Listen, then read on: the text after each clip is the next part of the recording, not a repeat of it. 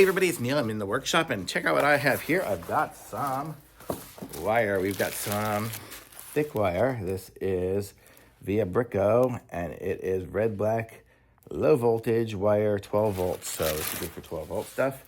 And let's open this up and I'll show you what it looks like. If I can undo the plastic. So here we go. So this is how it looks here. Let me see.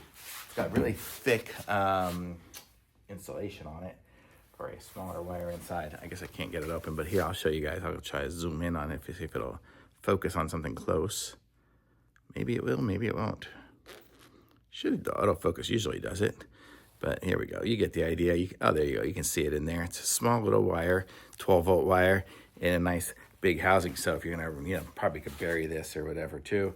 It's just nice thick wire for that stuff. So I'm going to say this is a really good spool of it here, and it's nice, flexible, good wire. It looks like it's strand wire, so it's good. I like it. Thumbs up.